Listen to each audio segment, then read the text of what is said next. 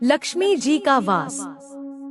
एक बार की बात है, राजा बलि समय बिताने के लिए एकांत स्थान पर गधे के रूप में छिपे हुए थे। देवराज इंद्र उनसे मिलने के लिए उन्हें ढूंढ रहे थे। एक दिन इंद्र ने उन्हें खोज निकाला और उनके छिपने का कारण जानकर उन्हें काल का महत्व बताया। साथ ही उन्हें तत्वज्ञान का बोध कराया। तभी राजा बलि के शरीर से एक दिव्य रूपात्मा स्त्री निकली। उसे देखकर इंद्र ने पूछा, दैत्यराज, यह स्त्री कौन है? देवी, मानुषी अथवा आसुरी शक्ति में से कौन सी शक्ति है? राजा बलि बोले, देवराज, ये देवी तीनों शक्तियों में से कोई नहीं है। आप स्वयं पूछ ले। इंद्र के पूछने पर वे शक्ति बोली, देवेंद्र, मुझे न तो दैत्यराज बलि जानते हैं और न ही तुम या कोई अन्य देवगण। पृथ्वी लोक पर लोग मुझे अनेक नामों से पुकारते हैं, जैसे श्री, लक्ष्मी आदि।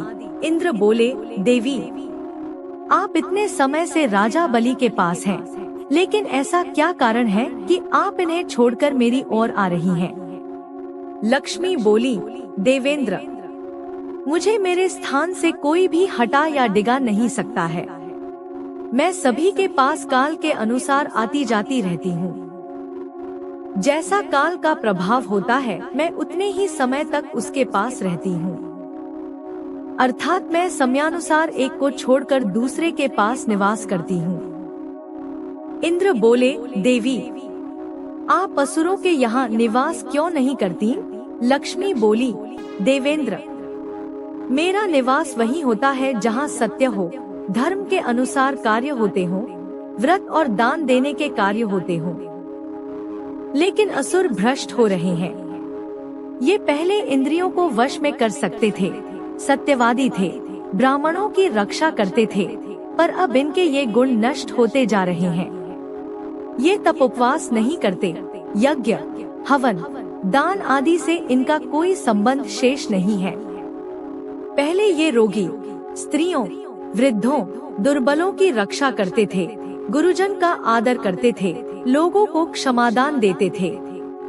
लेकिन अब अहंकार, मोह, लोभ, क्रोध, आलस्य, अविवेक, काम आदि ने इनके शरीर में जगह बना ली है।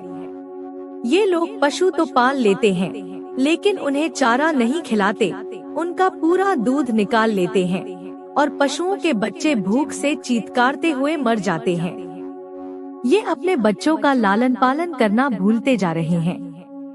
इनमें आपसी भाईचारा समाप्त हो गया है। लूट, खसोट, हत्या, व्यभिचार, कलह, स्त्रियों की पतिव्रता नष्ट करना ही इनका धर्म हो गया है। सूर्योदय के बाद तक सोने के कारण स्नान ध्यान से ये विमुख होते जा रहे हैं। इसलिए मेरा मन इनसे उचट गया। देवताओं का मन अब धर्म में आसक्त हो रहा है, इसलिए अब मैं इन्हें छोड़कर देवताओं के पास निवास करूंगी। मेरे साथ श्रद्धा, आशा, क्षमा, जया, शांति, संतति, धृति और विजति ये आठों देवियां भी निवास करेंगी। देवेंद्र, अब आपको ज्ञात हो गया होगा कि मैंने इन्हें क्यों छोड़ा है। साथ ही आपको इनके अवगुणों का भी ज्ञान हो गया होगा। तब इंद्र ने लक्ष्मी को प्रणाम किया और उन्हें आदर सहित स्वर्ग ले गए। लक्ष्मी जी की अंगूठी। एक निर्धन व्यक्ति था। वह नित्य भगवान विष्णु और लक्ष्मी की पूजा करता। एक बार दीपावली के दिन भगवती लक्ष्मी की श्रद्धा भक्ति से पूजा अर्चना की। कहते हैं, उसकी आराधना से लक्ष्मी प्रसन्न हुई। वह उसके सामने प्रकट हुई और उसे एक अंगूठी भेंट देकर अदृश्य हो गई। अंगूठी सामान्य नहीं थी। उसे पहनकर जैसे ही अगले दिन उसने धन पाने की कामना की, उसके सामने धन का ढेर लग गया। वह खुशी के मारे झूम उठा। इसी बीच उसे भूख लगी तो मन में अच्छे पकवान खाने की इच्छा हुई। कुछ ही पल में उसके सामने पकवान आ गए। अंगूठी का चमत्कार मालूम पड़ते ही उसने अपने लिए आलीशान बंगला, नौकर चाकर आदि तमाम सुविधाएं प्राप्त कर ली।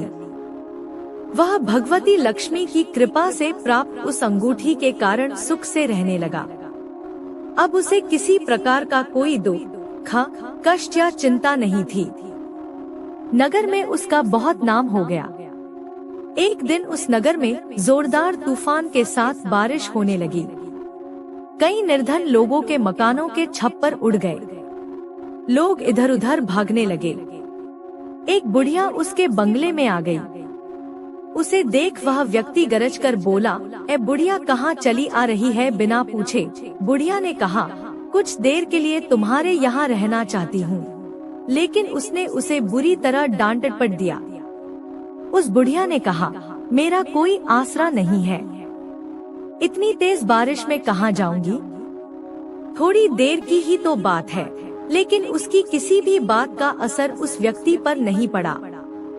जैसे ही सेवकों ने उसे द्वार से बाहर किया, वैसे ही जोरदार बिजली कौंधी। देखते ही देखते उस व्यक्ति का मकान जलकर खाक हो गया। उसके हाथों की अंगूठी भी गायब हो गई। सारा वैभव पल भर में राख के ढेर में बदल गया। उसने आँख खोलकर जब देखा तो सामने लक्ष्मी जी थी, जो बुढ़िया कुछ देर पहले उसके सामने दीनहीन होकर गिड़गिड़ा रही थी, वहीं अब लक्ष्मी जी के रूप में उसके सामने मंद मंद मुस्कुरा रही थी। वह समझ गया उसने बुढ़िया को नहीं, साक्षात लक्ष्मी जी को घर से निकाल दिया था। वह भगवती के चरणों में गिर पड़ा। देवी बोली, तुम इस योग्य नहीं हो। जहाँ निर्धनों का सम्मान नहीं होता, मैं वहाँ निवास नहीं कर सकती। यह कहकर लक्ष्मी जी उसकी आंखों से ओझल हो गई।